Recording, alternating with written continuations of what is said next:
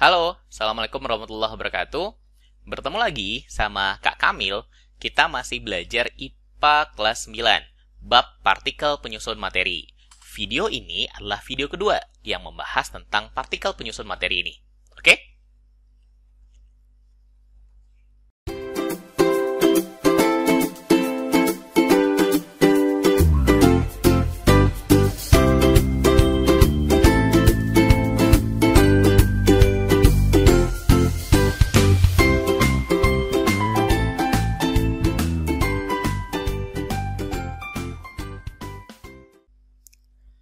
Oke, pada video sebelumnya, kita sudah belajar tentang atom.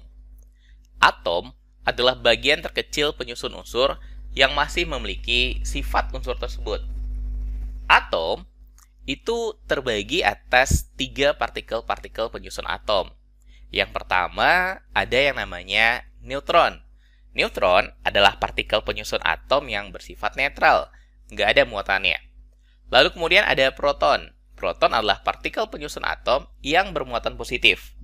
Neutron dan proton akan bergabung membentuk inti atom.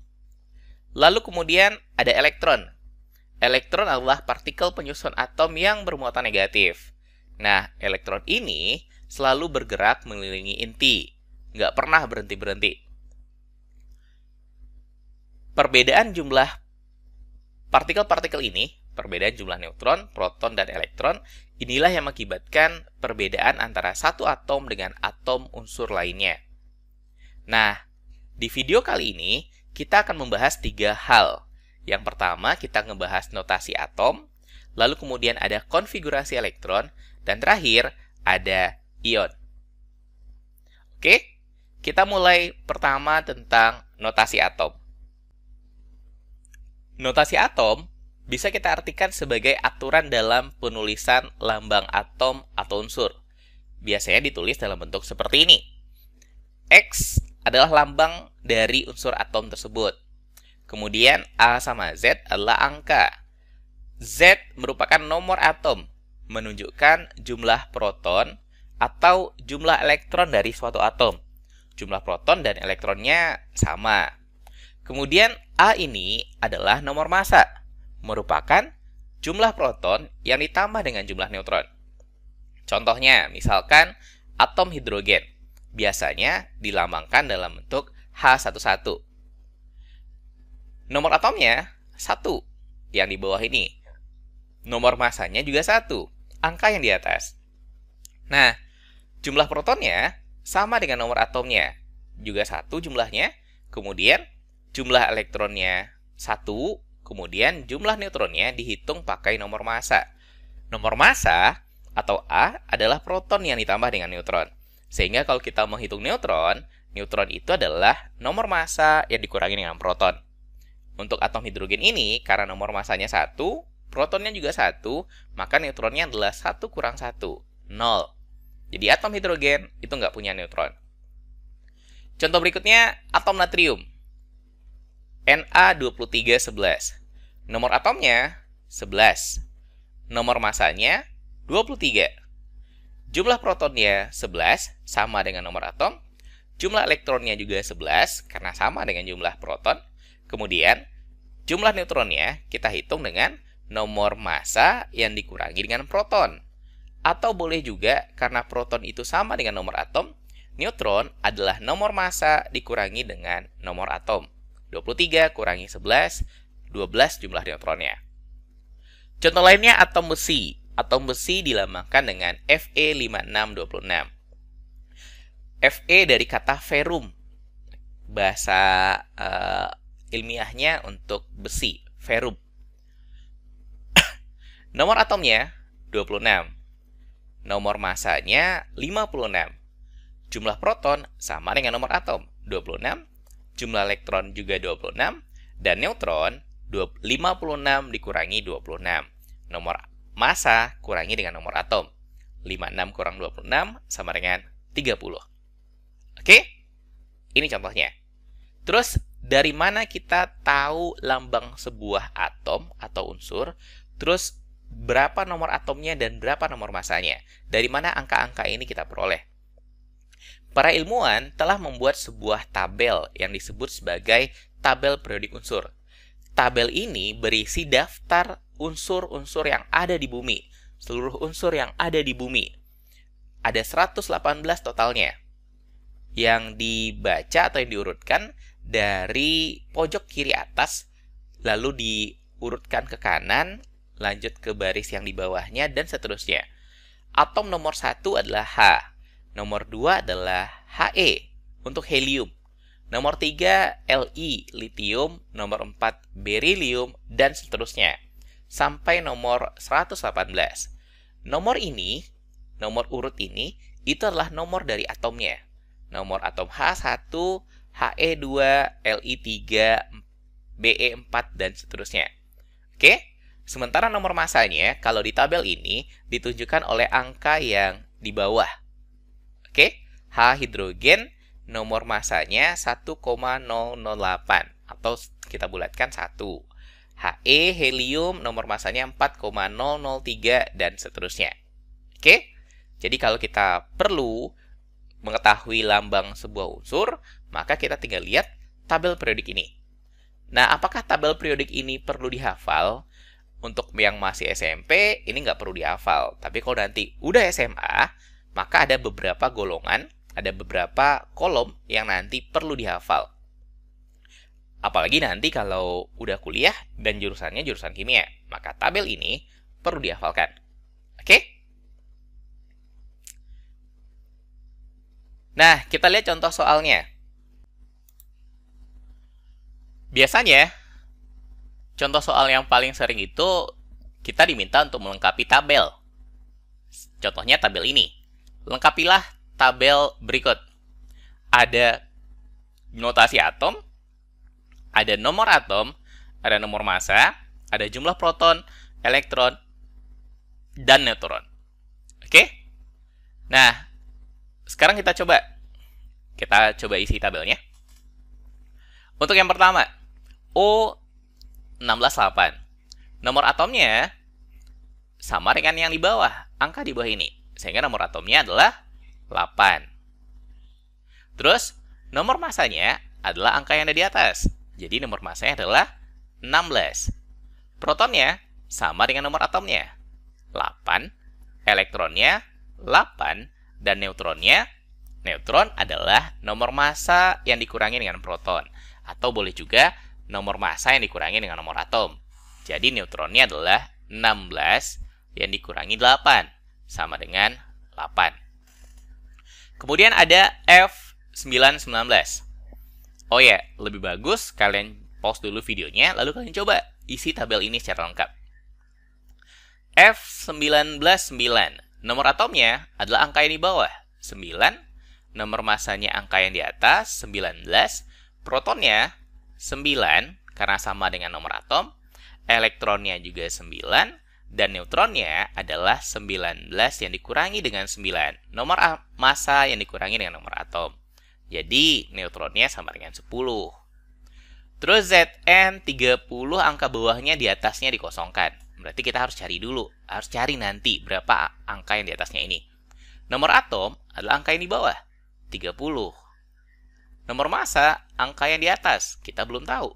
Kita isi dulu yang lain. Proton, 30, karena jumlahnya sama dengan nomor atom. Elektron juga 30, karena jumlahnya sama dengan proton. Neutronnya diketahui 35. Nah, berapa nomor massanya? Nomor massa, kita lihat lagi yang di atas. Nomor massa adalah jumlah proton tambah neutron. Proton tambah neutron. Protonnya 30, neutronnya 35. Jadi 30 tambah 35 sama dengan 65. Oke, jadi angka di atas ini itu adalah 65. Berikutnya Ag. Angka di atasnya nggak diketahui, di bawahnya juga nggak diketahui. Jadi nomor atomnya kita belum tahu, nomor massanya kita belum tahu. Elektronnya 47, neutronnya 61. Maka protonnya itu juga 47. Karena proton sama dengan elektron. Nomor massanya adalah proton tambah neutron. Protonnya 47, neutronnya 61. Kalau ditambahkan, dapatnya 108. Nah, nomor atom itu sama dengan jumlah proton. atau jumlah elektron. Jadi nomor atomnya 47. Jadi atom Ag ini atasnya nomor masanya 108, nomor atomnya 47. Oke? Sip. Kita lanjutkan. Berikutnya, kita belajar tentang konfigurasi elektron. Konfigurasi elektron adalah susunan elektron pada kulit-kulit atom. Seperti yang sudah kita ketahui sebelumnya, elektron bergerak mengelilingi inti atom pada kulit-kulit yang berbeda tingkat energinya. Nah, ada aturan yang mengatur berapa jumlah elektron maksimal pada masing-masing kulit. Kulit pertama kita sebut nanti sebagai kulit K. Kulit kedua, kulit L. Kalau dia punya kulit ketiga atau keempat, maka kulit ketiga itu nanti disebut dengan kulit M. Keempat, kulit N. Kalau ada kulit kelima, maka itu adalah kulit O. Nah, setiap kulit ini punya jumlah maksimal elektron yang bisa ada di sana. Untuk kulit K, jumlah elektron maksimal yang bisa ditampungnya itu adalah 2. Jadi kulit pertama ini, di gambar ini Kak gambarkan cuma ada 2 elektron karena emang maksimal cuma 2 elektron yang bisa berputar di kulit pertama ini. Di kulit kedua, kulit L, itu jumlah elektron maksimalnya ada 8. Maksimalnya 8. Kalau nggak nyampe 8 ya nggak apa-apa. Kulit ketiganya kulit M, itu jumlah maksimal elektronnya adalah 18. Dan kulit keempat, kulit N, jumlah elektron maksimalnya adalah 32. Nah, berdasarkan jumlah elektron maksimal pada tiap-tiap kulit inilah kita bisa menyusun jumlah elektron pada kulit-kulit atom. Contohnya misalkan konfigurasi elektron pertama dari Li73. Jumlah elektron dari Li ini ditunjukkan oleh nomor atom yang di bawah, 3. Sehingga kalau kita mau susun, maka kita isi dulu kulit pertama.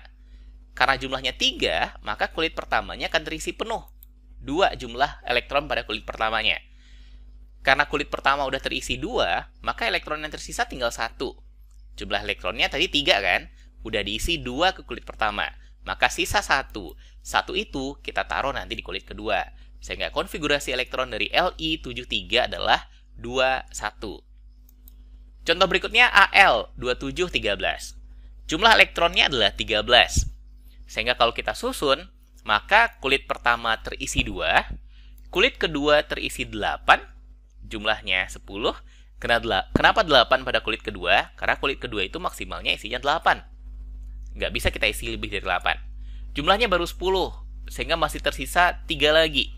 Ingat, jumlah elektron Al itu adalah 13. 2 pada kulit pertama, 8 pada kulit kedua, sehingga jumlahnya baru 10, sehingga sisanya 3 kita letakkan pada kulit ketiga. Sini tertulis 1. Harusnya 3, karalat dulu ya. Oke. Al2713 283. Berikutnya Br8035. Kulit pertamanya kita isi 2, jumlah elektronnya 35 ya. Terus kulit keduanya kita isi 8, baru 10 jumlahnya, masih ada 25 lagi. Kulit ketiganya kita isi 18. Oke. 28, 10. Tambah 18, 28. Maka masih ada sisa 7 lagi. Dan 7 itu kita letakkan pada kulit keempat. 28, 18, 7. Terus contohnya berikutnya Cr8024. Kulit pertamanya 2. Kulit keduanya 8. Kulit ketiganya 14. Oke. Jumlahnya nanti 24. Tapi ternyata, meskipun maksimal kulit ketiga 18, kalau seandainya ada 14 di belakang, 28, 14, ternyata ini salah. Ditulisnya ternyata 28, 8, 6. 14-nya dipecah menjadi 8 sama 6. Kenapa bisa seperti ini? Padahal kulit ketiganya maksimalnya bisa 18, kayak Br35, kulit ketiga 18. Ternyata ada aturan tambahannya.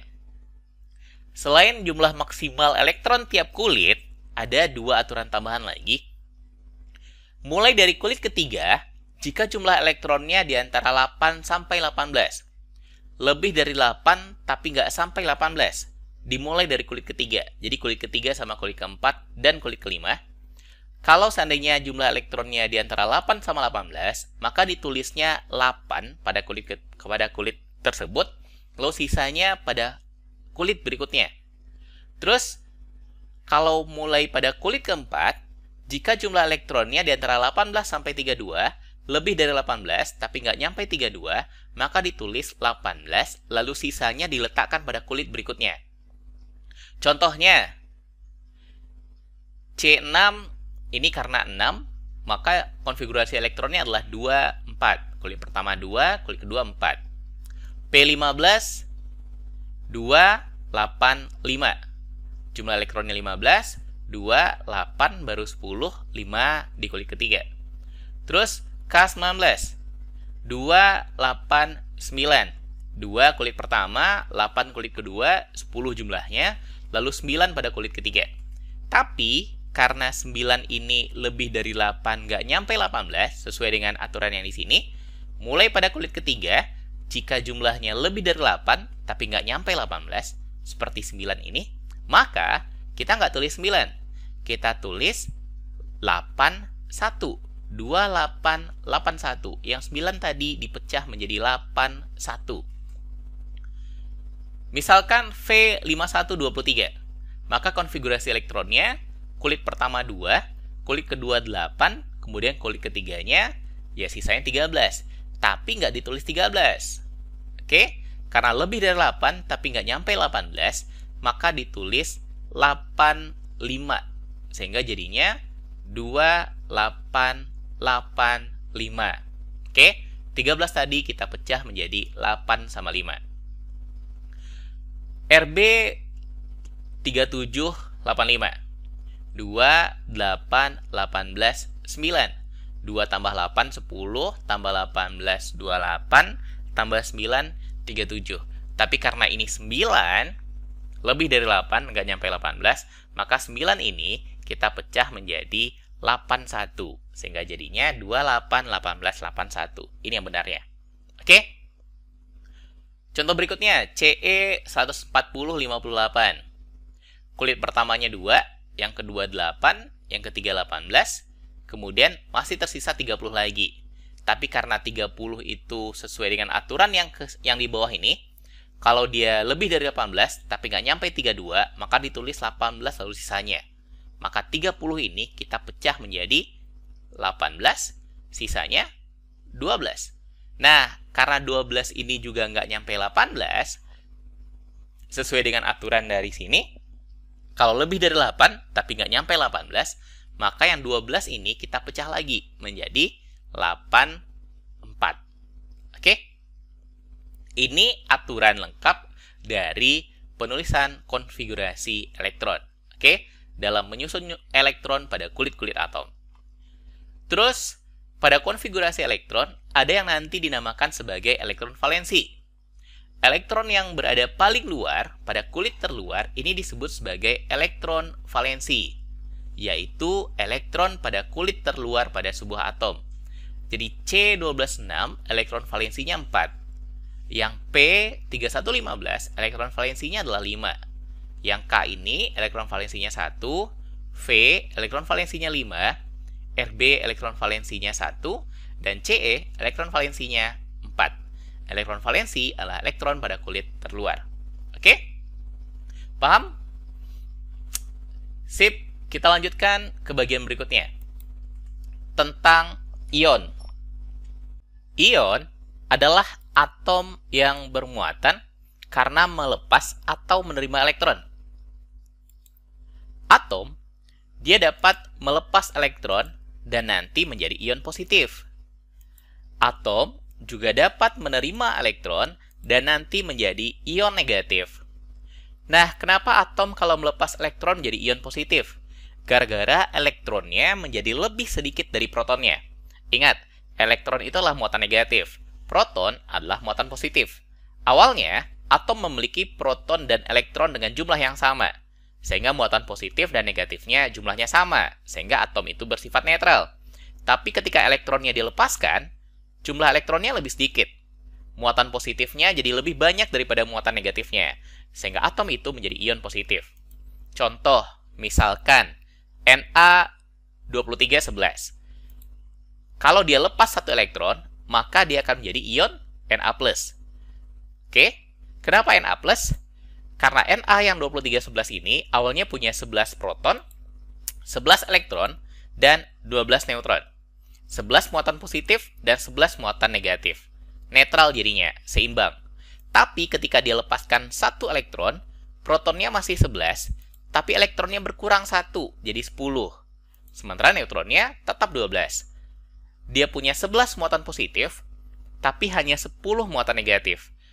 Plus 11 ditambah dengan negatif 10, maka sisanya plus 1. Sehingga muatan positifnya berlebih 1. Oke? Ya, dia nanti berubah menjadi ion Na+. Al2713. Dia punya proton 13, elektron 13, dan neutron 14. Neutron 27 kurangi 13. Nah, Al ini bisa melepas 3 elektron, sehingga nanti menjadi Al3+. Kenapa Al3+? Karena protonnya 13, terus karena elektronnya dia lepas 3, maka elektron yang tadi awalnya 13, sekarang tinggal tersisa 10. Sementara neutronnya tetap 14. Muatan positifnya 13, muatan negatifnya 10. Jadi muatan positifnya lebih banyak 3. Sehingga dia menjadi ion Al3+. 3+ ini menunjukkan kalau muatan positifnya lebih banyak 3. Oke? Gara-gara melepas 3 elektron.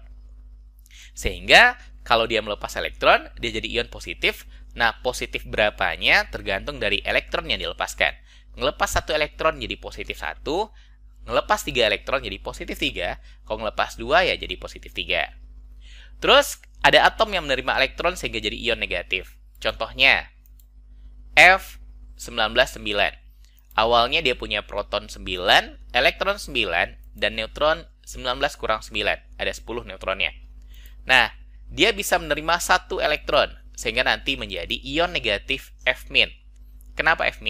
Karena protonnya 9, elektronnya dia terima 1, sehingga awalnya 9, sekarang jadi 10. Neutron tetap 10.